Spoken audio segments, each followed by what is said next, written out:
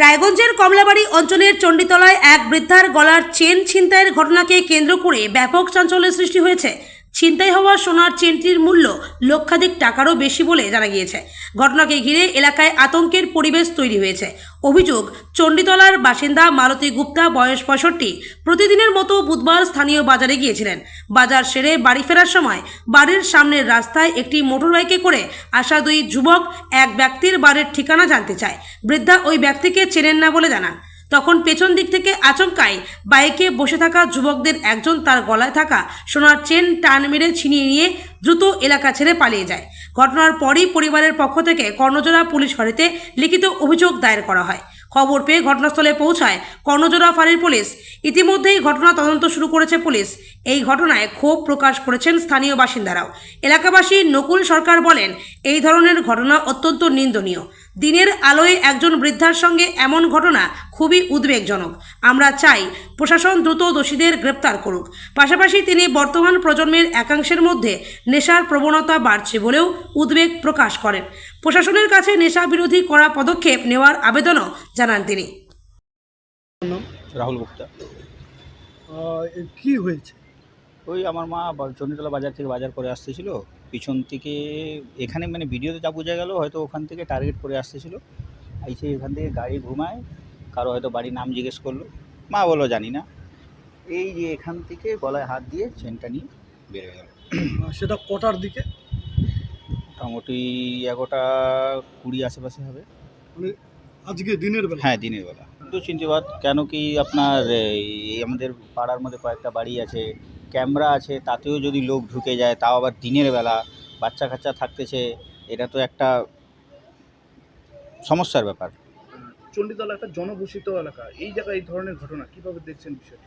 বিষয়টা ভয়ের ব্যাপার। দিনের বেলা যদি এরকম হয় তাহলে রাত্রেবেলা মানুষ কী হবে? দিনদারি গলা থেকে যদি হাত দিয়েছেন তুলে নিয়ে যায়, তাহলে রাত্রেবেলা মানুষ কীভাবে বের হবে? এই বিষয়ে থানায় জানিয়েছেন? হ্যাঁ, থানায় আমরা জিটি দিছি।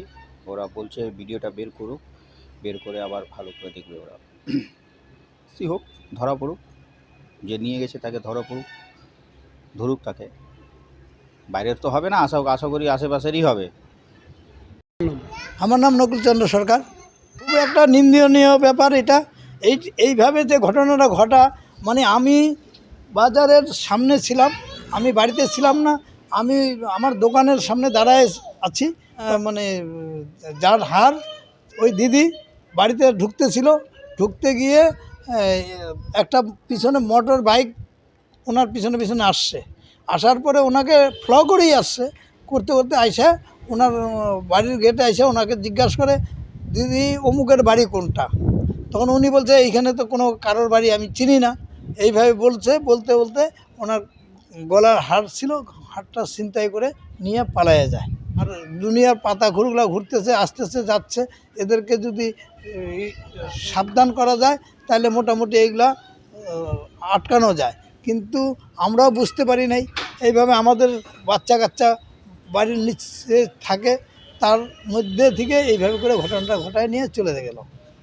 এর পরবর্তীতে আরও যে কারোর সাথে এই ঘটনা ঘটতে পারে? হ্যাঁ, ঘটতে পারে, কিন্তু এইটা মানে খুবই নিন্দনীয় ব্যাপার। কিন্তু এরকম ঘটনা ঘটলে তো খুব ক্ষতিকর হয়ে যাবে, কারণ এর আগেও অনেক কিছু হয়েছে। এর আগে এই গলিতে আইসা অনেক কিছু ঘটনা ঘটছে। এই ঘটনাটা তার মধ্যে এটা বাইপাস কোনো রাস্তা নেই, এই একটাই রাস্তা, এই বাড়ি কটার জন্যই রাস্তা, কিন্তু সেই জায়গার মধ্যে এরকম ঘটনা ঘটে গেল। এটা কিন্তু খুব খারাপ ঘটনা। কতটা আতঙ্কিত রয়েছে না? সবাই আতঙ্কিত, মানে কঠিন আতঙ্কিত। এখন বাড়ি থেকে বাচ্চা কাচ্চা বেরোতেও ভয় পাচ্ছে, বা আমরা বড় লোকরাও রাস্তায় দাঁড়ায় একটা কিছু করব, কে কখন আইসা এই পাতা খড়গুলা কী ঘটনা ঘটায়। এটা তো একটা সোনার হারের উপর দিয়ে গেল, তারপরে কারো লোকের উপর দিয়ে যাবে না এমন কোনো ভুল নাই।